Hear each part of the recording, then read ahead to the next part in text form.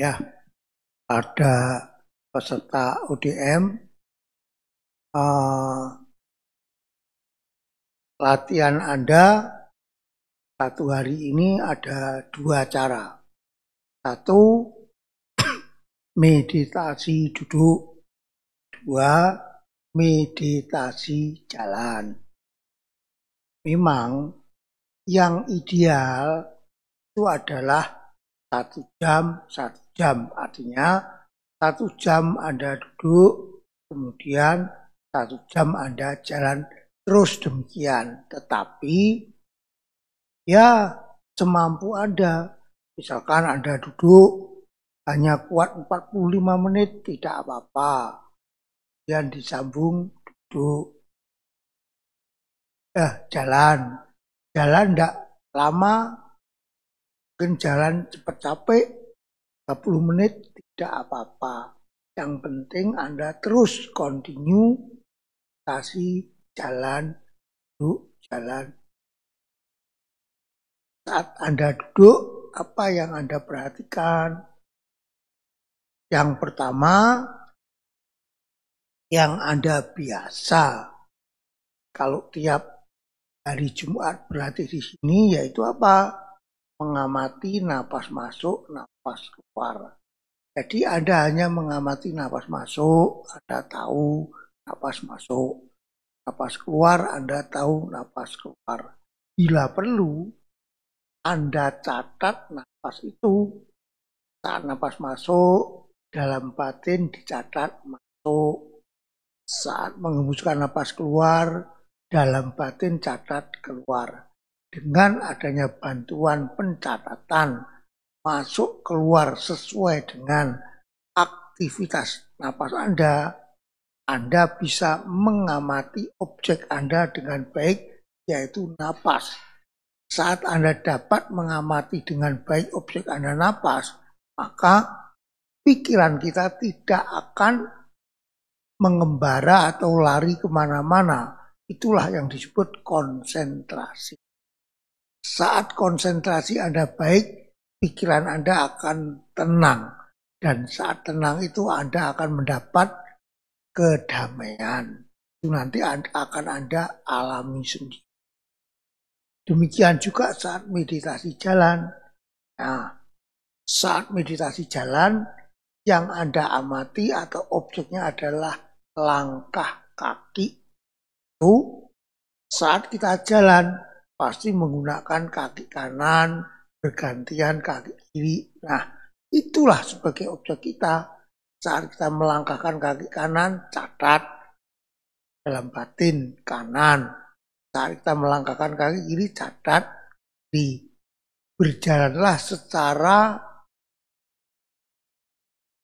lambat, tidak seperti biasanya. Jadi jangan terlalu cepat dan juga jangan terlalu lambat. Sesuaikan irama langkah kaki Anda dengan batin Anda. Kalau cocok demikian gerakannya, tidak terlalu cepat, tidak terlalu lambat, ya udah ikuti saja.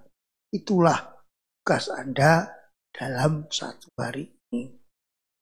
Pagi untuk meditasi duduk, tadi saya katakan bahwa yang biasa, yang sudah biasa berlatih di sini dengan menggunakan napas. Tetapi ada juga mungkin Anda pernah meditasi di ngadat. Mereka menggunakan objek kembung kempis perut, bisa menggunakan, yaitu amati kembung kempis perut, yaitu saat kita menarik napas masuk, dinding perut kita akan mengembung keluar. Saat kita menghembuskan napas masuk, napas keluar, dinding perut kita akan mengempis. Jadi objek mereka adalah kembung kempis perut. Kalau Anda bisa menggunakan ini pun juga tidak apa-apa. Jadi untuk meditasi duduk ada 2 cara. 1, mengamati napas masuk, napas keluar. 2, kalau Anda mampu, tapi jangan dipaksa. Yaitu apa? Mengamati kembung kempis perut. Kalau meditasi jalan, ya tetap amati langkah kaki Anda. Nah, saat Anda capek, mungkin Anda bisa duduk kembali, atau mungkin Anda hanya sekedar berdiri. Nah, kalau Anda sekedar berdiri, objeknya apa? Amati napas masuk, napas keluar, seperti halnya duduk. Jadi yang perlu diperhatikan itu. Jadi sebetulnya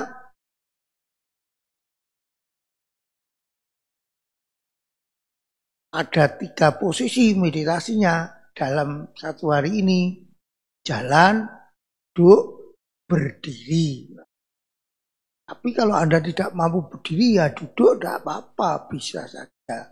Itu yang perlu diperhatikan. Ada pertanyaan? Nah, untuk meditasi jalan, bisa jalan di bawah. Sudah disediakan ada matras supaya telapak kaki Anda tidak kotor. Kalau Anda tidak mau, ya bisa di ini. Cuma meditasi jalan itu yang baik adalah jalurnya itu searah. Kanan kiri, jangan berputar berkeliling gitu. Tidak demikian. Kalau meditasi jalan itu searah. Ya, kurang lebih 6 atau 7 langkah. Ya, sepanjang matras itu bisa lah, tidak apa-apa. Tapi bukan keliling, bukan ngelilingi ini apa. Ada masalah, ada yang begitu. Sebetulnya tidak demikian. Tetapi kalau Anda nyaman demikian, ya tidak apa-apa ya. Jadi begitu. Jadi kalau meditasi jalan, yang benar, yang baik itu adalah lurus. Tidak terus, jalan terus, tidak. Karena langkah kaki kita akan kita perhatikan. Dan juga kecepatannya itu pun juga seirama dengan ketenangan batin Anda. Dengan demikian, kalau lurus kan bisa diatur atau dapat diamati atau dirasakan, tepatnya diamati langkah kaki kita. Kalau berputar, umumnya kalau meditasi jalan kan dalam keadaan terbuka. Pemandangan sekeliling itu akan mengganggu kita.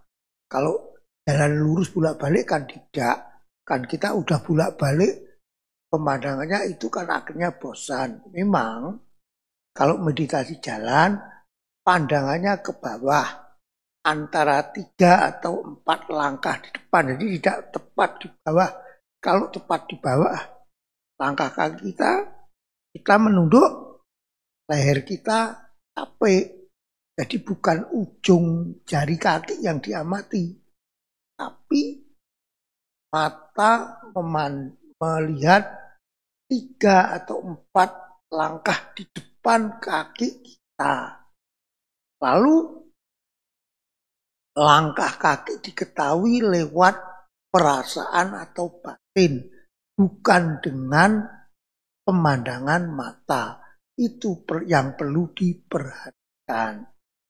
Ya, saya rasa itu saja. Kalau tidak ada pertanyaan, ya sekarang bisa dimulai meditasi jalan. Ya. Oh, ya. Maunya minta meditasi duduk, boleh. Ya, silakan. Nah, kalau meditasi duduk, menggunakan napas, kalau Anda menariknya napas dan mengembuskan napas secara keras, kalau secara keras ya, maka tenggorokan Anda akan terganggu menjadi panas. Dengan demikian akan haus. Alangkah baiknya kalau Anda meditasi duduk untuk pemula, biasanya napasnya keras dulu. siapkan botol air minum. Jadi kalau haus tidak usah turun cari ke dapur minum. Jadi ambil aja air minum. Biasanya memang kalau bagi pemula nggak apa-apa karena belum biasa, belum bisa mengamati napas. Lama-lama nanti akan mengetahui irama napas yang cocok bagi batin Anda. Seberapa cepat, seberapa halus, itu nanti Anda yang akan menyesuaikannya. Kalau tidak ada pertanyaan, ya silakan melakukan meditasi duduk. Yang mau meditasi jalan juga boleh. Ya, meditasi kita mulai.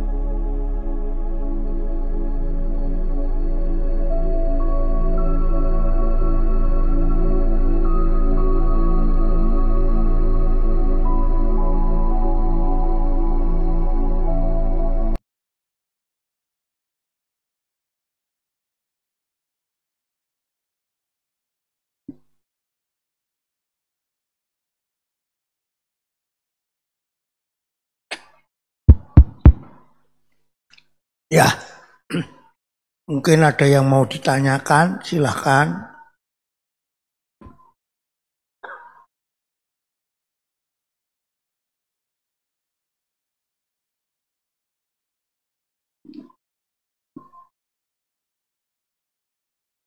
Namo Buddhaya Bante. Saya mau tanya begini, saya sudah ikut ODM ini kebetulan yang ketiga kali ini. Mohon maaf sebelumnya, saya merasa bahwa di ODM kali ini dalam tanda kutip gangguannya, tingkat keberisikannya cukup lumayan.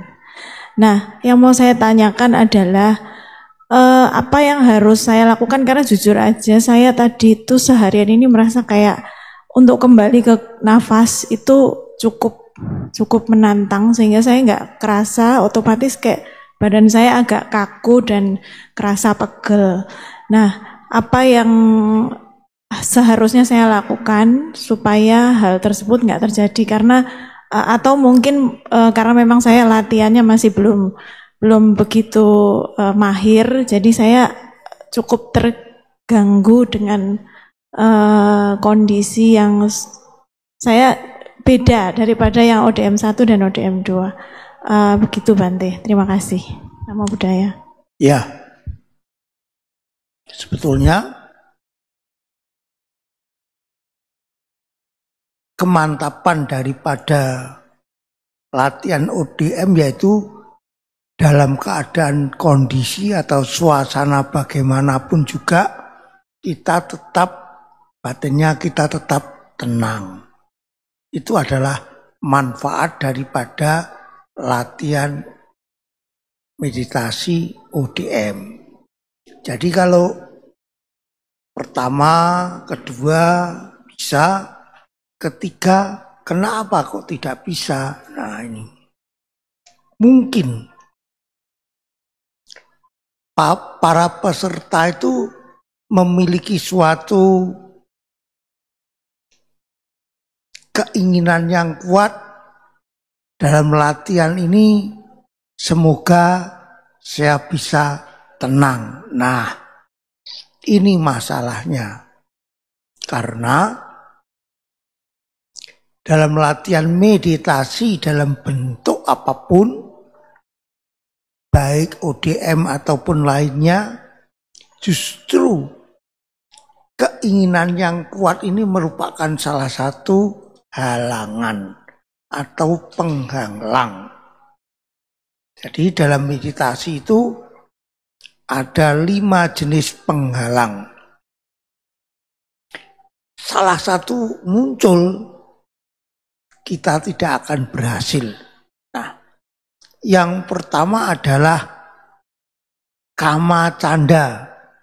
Kama canda itu artinya adalah nafsu keinginan, termasuk ingin tenang. Nah, itu merupakan gangguan. Di mana ada keinginan, di situ justru merupakan salah satu penghalang. Yang kedua, yang disebut biapada. Biapada adalah kejengkelan. Nah,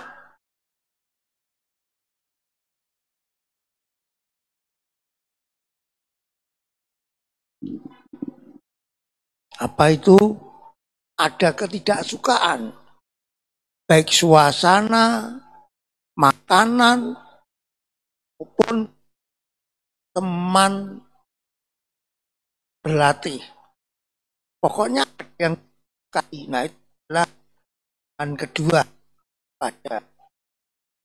Halangan ketiga adalah kemalasan. Halangan keempat adalah kecemasan. Halangan kelima adalah keraguan-raguan. Nah, jika ada salah satu saja dari itu, kita tidak akan bisa konsentrasi dengan baik atau benar. Apalagi ada 2 atau 5 ini silih berganti. Kan tidak mungkin muncul bersamaan, tetapi gantian, satu hilang, itu lagi, itu tidak akan berhasil. Karena itu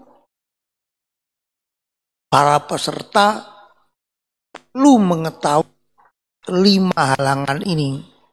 Ya, walaupun sekarang belum tahu, tetapi nanti Anda lama-kelamaan dalam Anda sering berlatih akan mengetahui 5 halangan ini. Dan 5 halangan ini di dalam kehidupan sehari-hari ada. Nah, dengan kita bisa mengetahui adanya 5 halangan ini dan cara mengatasi, maka 5 di dalam kehidupan sehari-hari itu akan dapat diatasi. Kalau Anda dapat mengatasi 5 halangan ini dalam kehidupan sehari, maka suksesan Anda itu, ya. Jadi kenapa? Itu pasti ada, ya. Terutama mengharapkan. Jadi kalau kita mengharapkan itu tidak diperkenankan. Walaupun ketenangan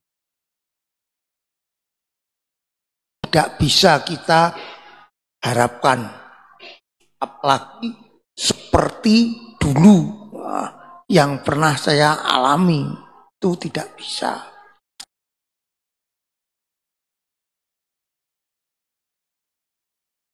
Bahwa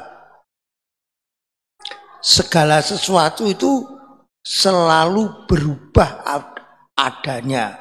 Tidak akan mungkin dia akan kembali persis seperti dulu yang kita alami. Itu tidak mungkin. Sifat inilah yang disebut anicca, perubahan. Sifat kedua berkaitan dengan adanya perubahan, juga ada yang kedua yang disebut dukkha, tidak memuaskan. Kemudian ada sifat yaitu anatta, tanpa inti. Artinya apa yang terjadi itu bukan karena keinginan kita timbulnya atau terjadinya, tetapi itu adalah keadaan kondisi sekitarnya yang menunjukkan keadaan. Jadi kalau kita memahami anatta, pas kita, oh ini bukan karena keinginanku. Saat melakukan meditasi dalam bentuk apapun atau ODM, Anda merasa senang. Nah, kalau Anda pahami bahwa ini juga berlalu, dengan demikian Anda tidak akan ada apa yang disebut ikatan. Nah, karena latihan di dalam ODM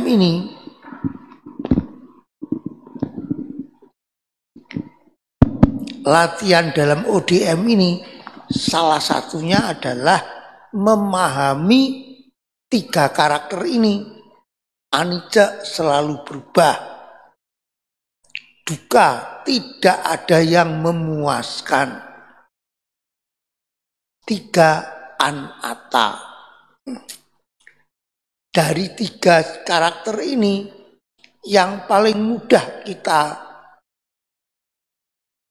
ketahui atau kita pahami adalah anicca. Segala sesuatunya selalu berubah. Karena itu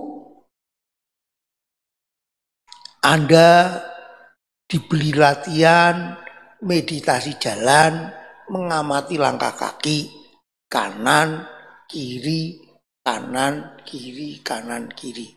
Kan orang jalan kan tidak mungkin cuma kanan saja, kiri saja. Nah, kanan, kiri, kanan, kiri itu adalah tahapan pertama. Nanti setelah tahapan berikutnya, apa yang Anda amati itu juga meningkat. Pertama hanya kanan, kiri, kanan, kiri. Nah, sekarang mulai kalau kita perhatikan dengan benar, langkah kaki itu terdiri dari paling tidak 3 tahapan. Angkat, maju, turun. Angkat, maju, turun. Saat Anda pada tahapan ini, maka langkah kaki kanan dan kiri sudah hilang. Yang ada adalah angkat, maju, turun. Angkat, maju, turun. Kanan kiri tetap ada, tetapi sudah diabaikan. Kemudian meningkat terus sampai tahapan-tahapan berikutnya. Dengan demikian kita akan mengetahui bahwa langkah kaki itu ternyata yang secara kasar kita ketahui hanya 1 langkah. Ternyata ada beberapa langkah. Kalau kita teliti, itu penggalan-penggalan itu ada 6 langkah. Dengan demikian kita tahu bahwa langkah kaki itu terdiri dari proses. Tidak hanya langkah kaki, apapun semuanya terdiri dari proses. Pada saat Kalau latihannya sudah berkembang, pada saat Anda membuka pintu, proses membuka pintu pun juga terjadi suatu proses. Tidak hanya satu gerakan saja. Apalagi kalau terus Anda amati, semuanya itu dimulai dari timbulnya suatu keinginan. Nah, keinginan inilah yang disebut cetana. Nah, cetana inilah yang membentuk apa yang disebut karma. Nah, begitu Anda bisa menangkap dalam latihan ini, Anda bisa menangkap cetana yang muncul, didahului cetana lah apapun gerakan itu, maka berarti Anda sudah bisa menangkap keinginan Anda. Keinginan ini kalau ditarik lebih dalam lagi, tidak lain adalah apa yang disebut tanha, nafsu keinginan. Nafsu keinginan adalah sebagai penyebab daripada penderitaan. Nah, arahnya itu nanti ke situ. Memang dalam latihan pertama Anda tidak perlu mengetahui yang sedemikian dalamnya. Yang penting Anda mengetahui bahwa gerakan-gerakan ini perlu Anda catat. Langkah pertama untuk apa? Untuk meningkatkan kewaspadaan Anda, untuk meningkatkan kesadaran Anda. Saat Anda melaksanakan meditasi jalan, kanan, kiri, kanan, kiri, kanan, kiri. Kalau langkah Anda buat, bukan dibuat ya, lambat ya, dengan lambat, maka saat Anda melakukan langkah kaki itu lambat, maka kesadaran Anda akan terpusat di langkah kaki. Nah, saat Anda mengamati dengan serius, begitu pikiran ini lepas daripada langkah kaki, Anda dapat mengetahui, berarti Anda juga mengetahui apa itu larinya pikiran Anda dari sesuatu apa yang Anda tuju sebelumnya. Maksudnya Anda melakukan pekerjaan apa, kemudian pikiran itu lepas dari tujuan utama, Anda mudah mengetahuinya. Nah, gunanya dalam kehidupan sehari-hari ini adalah untuk menentukan bahwa Anda bisa memisahkan mana yang penting, mana yang tidak. Artinya mana yang bisa didahulukan dan mana yang bisa ditunda. Anda bisa memisahkan mana yang benar dan mana yang salah. Itu adalah tujuannya nantinya. Ya memang sebelum ke tingkatan yang dalam itu, Anda perlu memperhatikan hal-hal yang kasar dulu. Kaki adalah kasar, atau tubuh adalah kasar. Napas memang bagian tubuh, tetapi kan halus. Bahkan mungkin para pemula justru mengamati napas, semakin lama semakin halus, maka mereka akan tertidur, yaitu terlena. Karena ya biasa itu enggak apa-apa. Karena apa? Karena kewaspadaan pemula belum kuat. Kalau udah kuat tidak akan tertidur dan mereka akan mengetahui, oh, napasku kasar ataupun halus, panjang atau pendek, kita akan tahu. Saat Anda berlatih, contohnya, loh, napas saya kok cepat ya, kasar. Ini pasti ada sesuatu yang berkaitan dengan pikiran kita.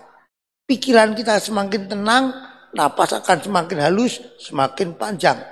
Begitu pikiran kita bergerak, baik yang baik maupun yang berkaitan tidak baik, itu akan mempengaruhi napas kita. Contohnya, saat Anda melakukan meditasi, ingat mungkin sesuatu yang membuat Anda marah, maka emosi ini akan meningkatkan napas kita menjadi semakin kasar dan cepat. Dengan demikian, Anda akhirnya lama-lama mengetahui bahwa napas ini juga berkaitan dengan pikiran kita. Pikiran kita baik, napas semakin halus, semakin panjang.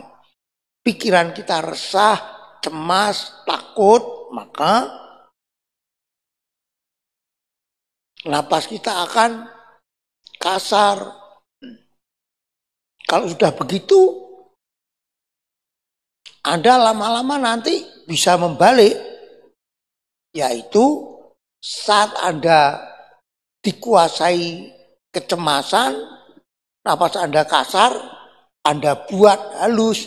Dengan demikian, saat napas Anda kasar menjadi halus, ternyata pikiran yang menakutkan itu hilang. Jadi dapat dibalik. Itu adalah kalau Anda rajin berlatih, dengan demikian Anda akan bisa mengetahui kasar halusnya napas itu berpengaruh terhadap keadaan pikiran atau batin kita dalam keadaan damai atau tidak. Ini juga demikian. Kadang-kadang dalam kita hubungan di lingkungan masyarakat, dalam kehidupan sehari-hari, kadang-kadang kita tidak bisa mengontrol emosi kita. Tapi kalau kita mengetahui napas kita, contohnya dalam kita berkomunikasi terpicu perasaan marah, pasti kan kata-kata kita kan kasar. Nah, kata-kata kasar kan juga memicu pernapasan kita menjadi kasar. Kita akan tahu, oh ini berarti ada sesuatu yang tidak beres dengan saya. Lama-lama Anda dengan cepat akan, oh saya lagi dikuasai oleh kemarahan. Anda cepat mengetahui dan bisa cepat meredam. Dulunya sulit. Tapi begitu Anda latihan, Anda semakin lama semakin meningkat, Anda akan cepat tanggap dan cepat bisa mengatasi gejolak daripada emosi Anda itu. Jadi begitu. Soal tenang sekali lagi, atau soal nyaman, itu janganlah terlalu dipikirkan. Sebetulnya tujuannya bukan itu. Tujuannya adalah meningkatkan kewaspadaan kita, meningkatkan kesadaran kita supaya waspada, meningkatkan pikiran kita supaya waspada. Tujuannya jadi kita nantinya bisa mengetahui gerak-gerik pikiran kita kemana.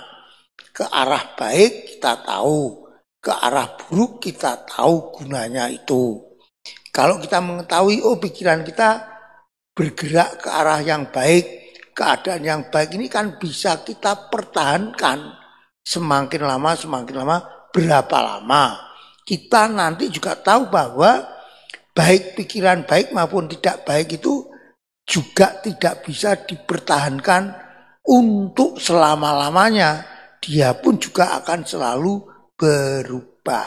Itulah gunanya latihan-latihan ini. Ya, ada yang lainnya? Silakan.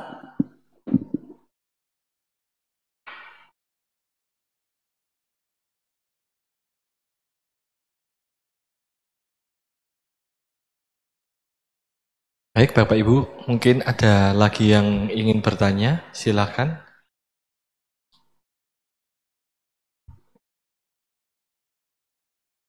Dari Bapak-Bapak mungkin ada yang mau bertanya?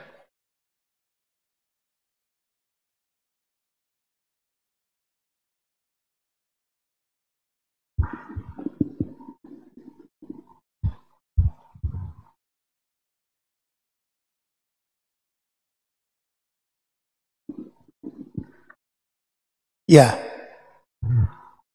mungkin Anda sekalian mengharapkan bahwa latihan ODM ini supaya membuat saya mencapai tingkat-tingkat kesucian. Bisa, memang bisa, bukannya tidak bisa.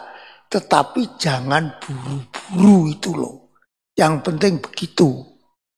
Yang penting ketahui dulu pikiran Anda, terutama keinginan Anda, cetana Anda. Nah, itu yang langkah pertama itu.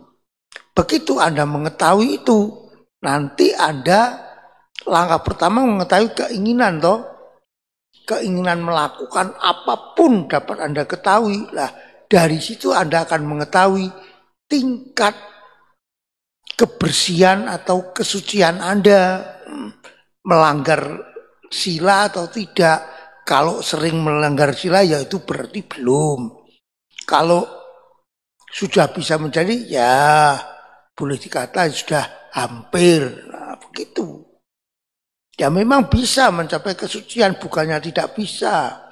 Tetapi perlu suatu kesabaran, perlu suatu ketekunan, terutama kelangsungan berlatih. Jadi dalam ODM ini kan disuruh mengamati langkah kaki. Sebetulnya setelah lepas selesai latihan ini, Anda bisa lanjutkan latihan ini dalam kehidupan sehari-hari. Itulah yang penting. Jadi tidak putus hanya sekali, 2 kali, 3 kali ODM sudah. Tidak. Justru Anda semakin sering mengikuti ODM, sebetulnya dapat Anda terapkan dalam kehidupan sehari-hari. Pada saat Anda dapat menerapkan dalam kehidupan sehari-hari, maka banyak kemajuan yang akan Anda peroleh nantinya. 1, sikap Anda. Mungkin dulunya temperamen, mudah tersinggung dan sebagainya. Maka dari latihan itu nanti akan Anda tahu, oh ternyata aku sudah tidak begitu terpicu, ya masih marah masih, tetapi tidak seperti dulu. Itu kan sudah merupakan suatu kemajuan. Itu dulu. Baru nanti lama-lama sedikit demi sedikit kemajuan batin kita itu dapat kita ketahui diri sendiri. Tuh. Ya, ada yang lagi? Silakan.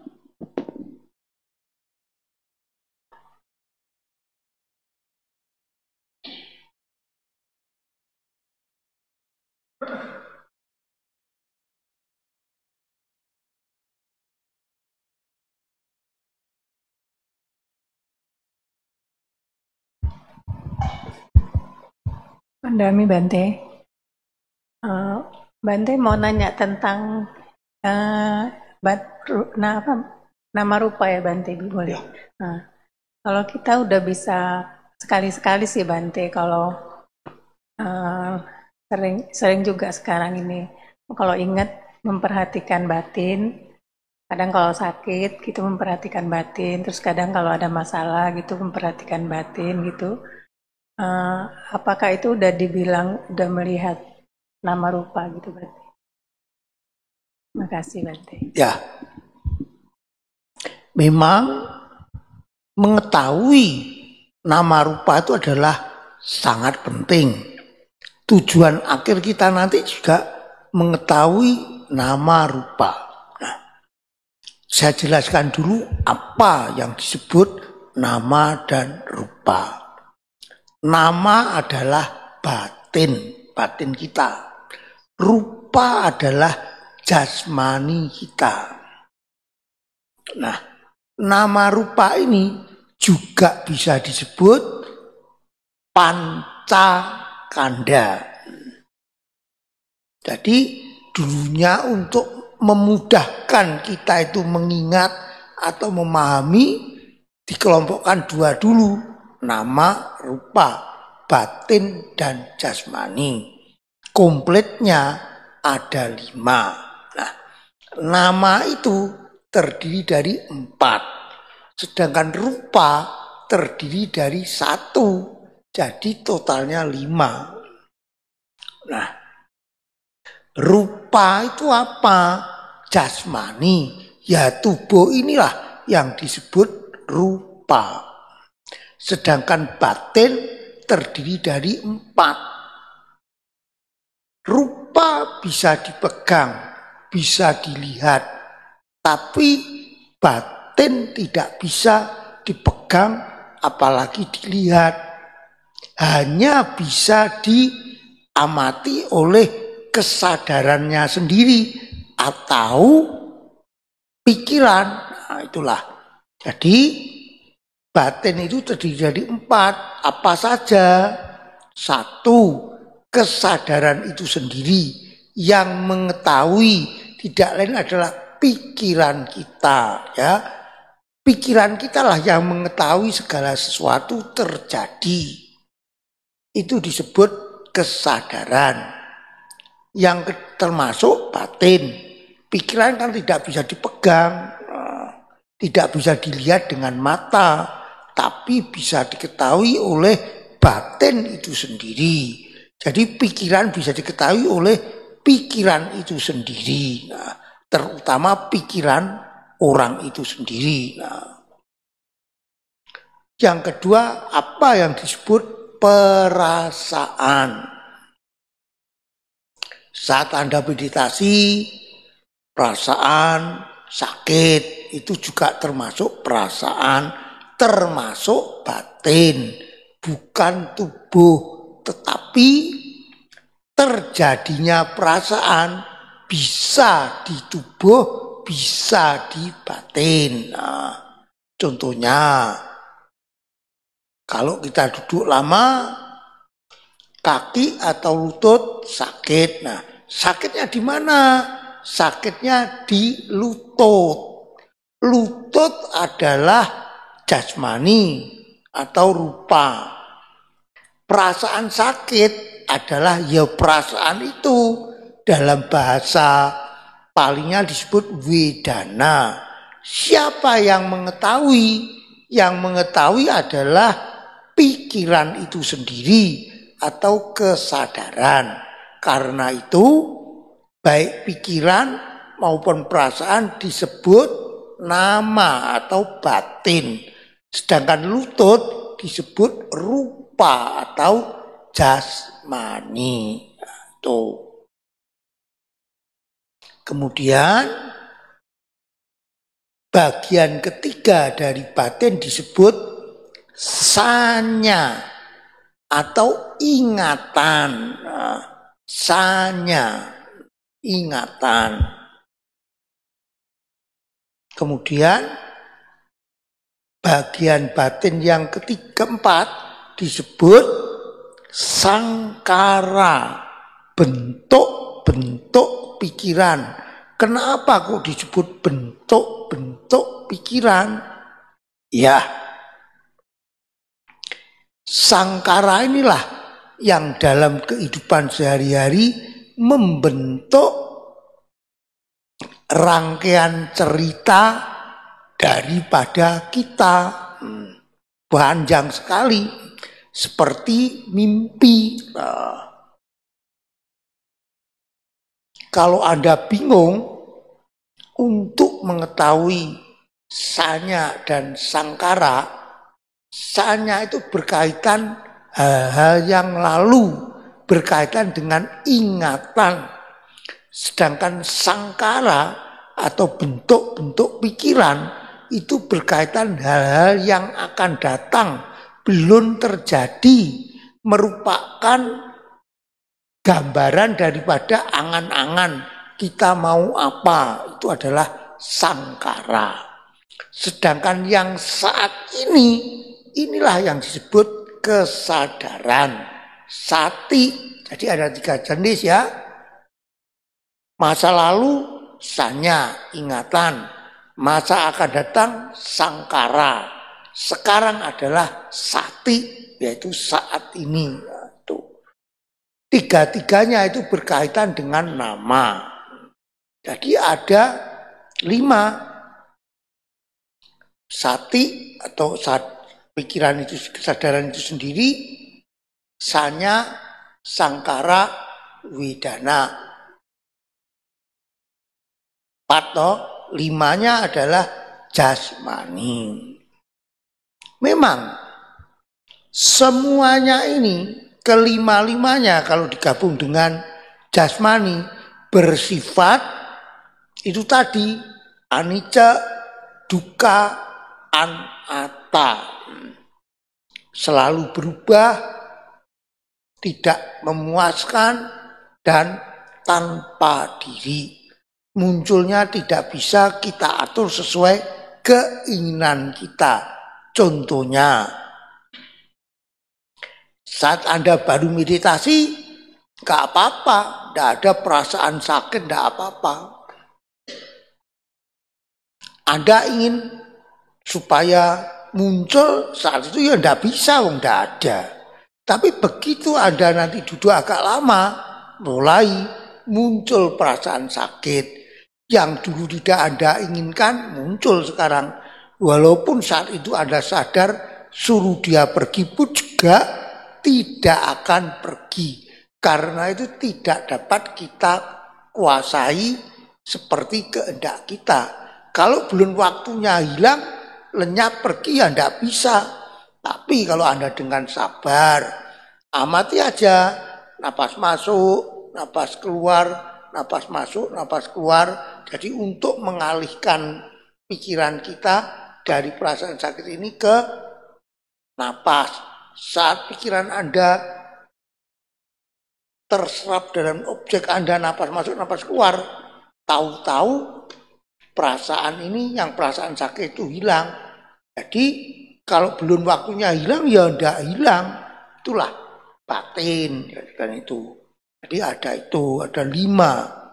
Itu perlu Anda nanti untuk dipelajari, diketahui satu persatu.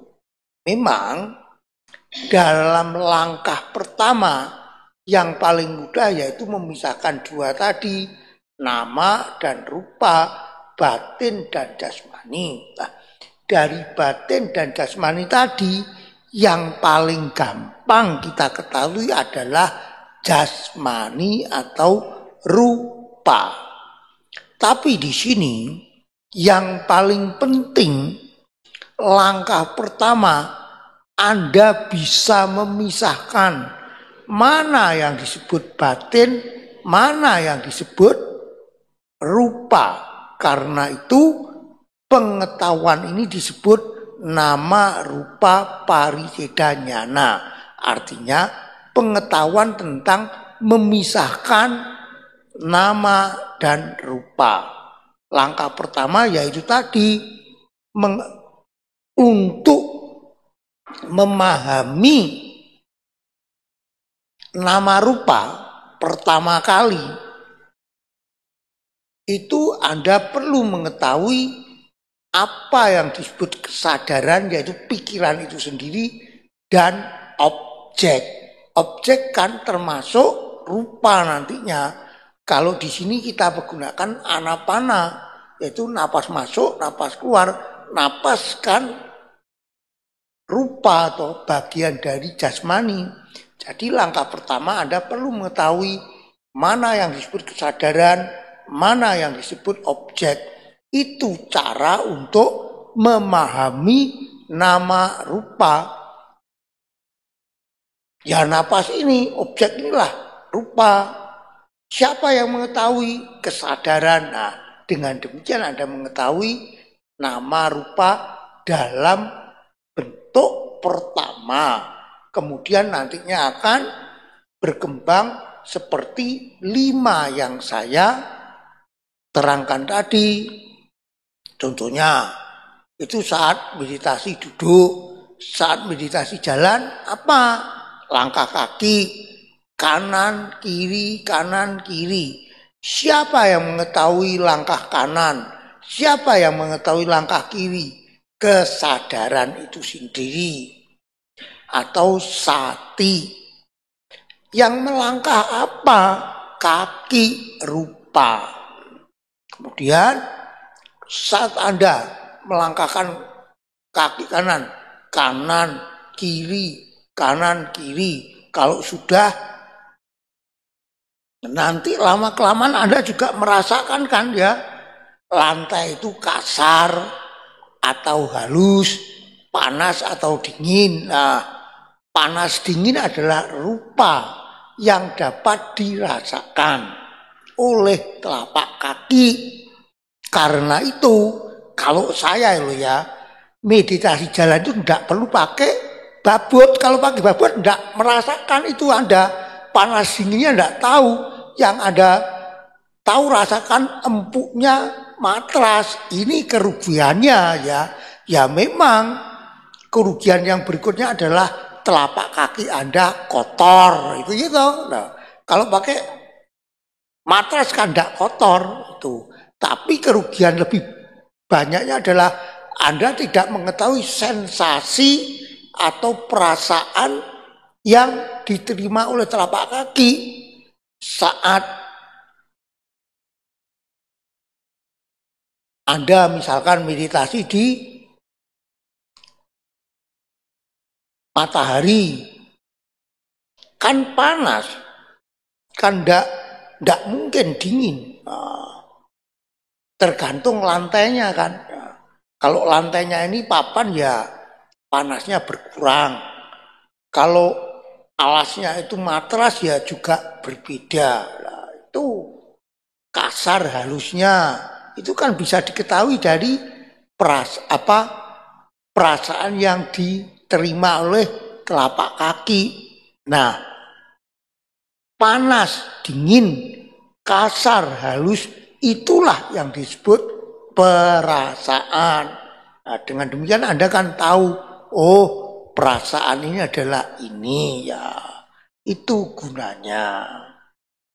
Juga Anda saat melakukan meditasi, baik jalan maupun duduk, kemudian tidak lama kemudian Anda merasakan lelah.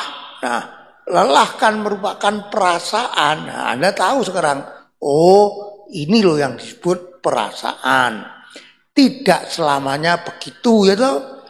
Tidak lama kemudian setelah Anda istirahat baik berdiri maupun duduk, kan lama-kelama perasaan itu juga hilang berubah. Itulah Anda akan mengetahui, oh ini adalah bagian dari batin yang disebut perasaan, dalam bahasa Palinya disebut wedana. Wedana ini muncul bukan karena keinginan kita, tetapi karena kondisi sekeliling kita. Bisa karena cuaca, bisa kondisi lantai dan sebagainya. Dengan demikian kita tahu inilah yang disebut pengondisian anatta, bukan karena yang kita inginkan. Demikian juga saat perasaan muncul, baik menyakitkan maupun tidak menyakitkan muncul, Anda suruh pergi hilang juga tidak mau. Anda akan mengerti, oh ini loh yang disebut anatta. Jadi semuanya bukan dikarenakan keinginanku, tetapi semuanya itu adalah dikarenakan kondisi baik cuaca maupun Dengan demikian Anda lama-kelamaan akan mengetahui apa yang disebut nama rupa. Jadi nama rupa langkah pertama Anda perlu mengetahui apa yang disebut kesadaran yang mengetahui objek. Jadi mengetahui kesadaran dan objek itu langkah pertama. Kalau meditasi jalan objeknya kan kaki. Kalau meditasi duduk napas ya napas. Nah, begitu. Dari napas kan juga nanti akan berkaitan dengan pikiran, kondisi tenang atau tidak. Itu secara perlahan-lahan akan berkembang dan nanti Anda akan mengetahui. Ya, itu. Ya, silakan yang lainnya. Terima kasih Bante.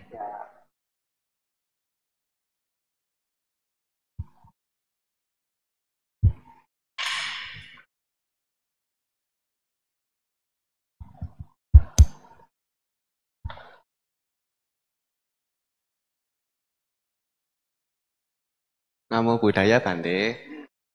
Ini saya berbagi pengalaman dan minta tanggapannya Bante seputar mindfulness. Jadi yang dari saya alami dulu itu kalau kita menerapkan mindfulness semestinya semakin menambah kebijaksanaan dan semakin menambah pandangan benar. Nah ini saya berbagi pengalaman dulunya kan zamannya masih COVID itu, saya kan ada kena batuk gitu. Saya waktu itu berusaha meditasi gitu, karena saya mikirnya mungkin saja ada meditasi kesehatan, jadi ya siapa tahu dengan meditasi penyakit batuknya sembuh gitu. Nah itu saya mulai melakukannya dan berpikir, nah ini kok ada yang lain gitu. Sepertinya ada yang harus saya lakukan begitu. Nah, saya dapat seperti insight itu pencerahan itu begini. Ada saya dengar itu kalau orang lapar, ya kan tidak mungkin dengan meditasi ngitung napas masuk keluar terus laparnya hilang gitu. Kan harus makan. Gitu. Dan makannya harus dengan mindful, jadi makannya tidak berlebihan begitu.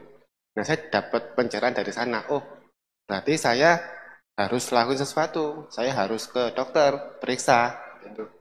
Nah, akhirnya saya ya berubah pikirannya begitu. Saya ke dokter, saya menjalani pemeriksaan. Ya, saya sudah siap waktu itu kalau misalnya diduga kena COVID gitu. Ya saya menjalani pemeriksaan itu ya dengan kesadaran begitu.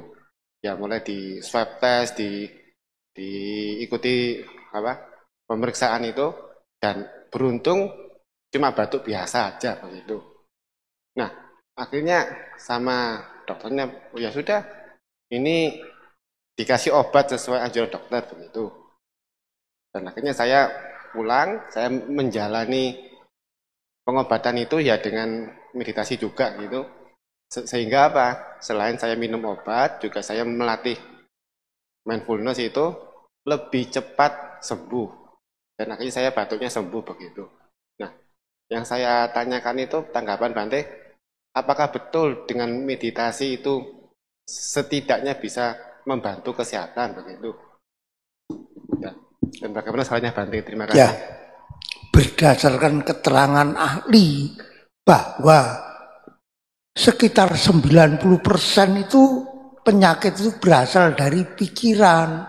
Karena itu kalau Anda berlatih meditasi juga bisa membantu. Tuh ya, tuh. Ya, ada lagi yang lainnya?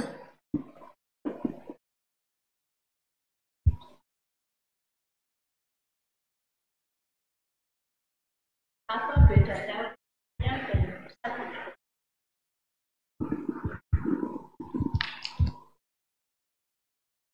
Sanya adalah kesadaran. Winyana adalah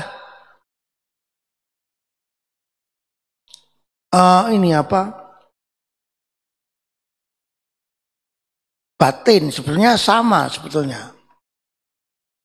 Cuma kalau winyana itu kebanyakan digunakan untuk menerangkan proses tumimbal lahir makhluk, terutama manusia, winyana itu.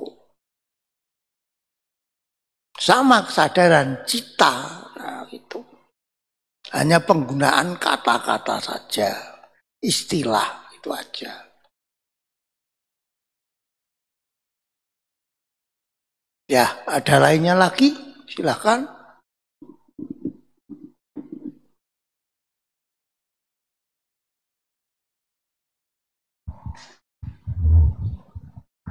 Apakah ada pertanyaan lagi mungkin dari Bapak Ibu sekalian?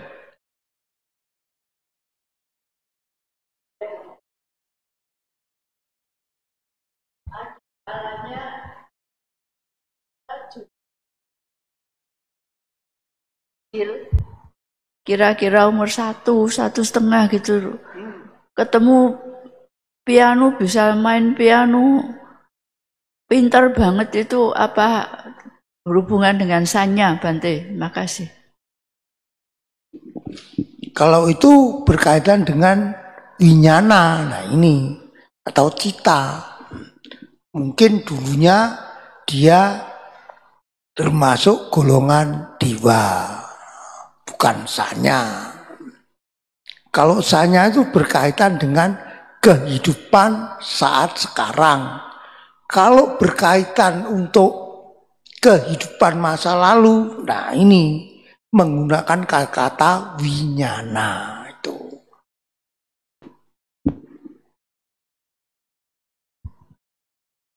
Kalau berkaitan dengan masa lalu, kalau masa sekarang atau kehidupan sekarang itu disebut sanya, beda tuh.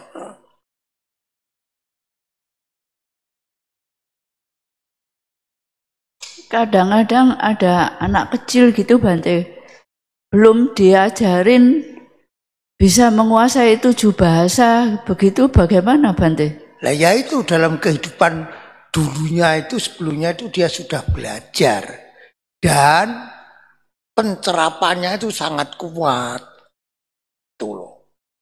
Hingga masuk dalam kehidupan sekarang dia masih terekam, istilahnya begitu. Kalau dibiarkan terus ya lama-lama hilang juga itu. Kalau dibiarkan artinya tidak dipupuk, hilang. Tergerus oleh pengalamannya sekarang yang lebih baru itu.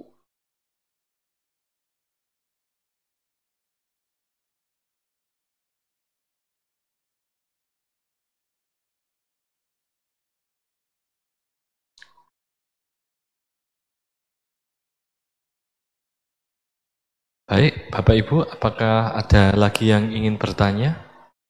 Masih ada waktu 10 menit. Dipersilahkan.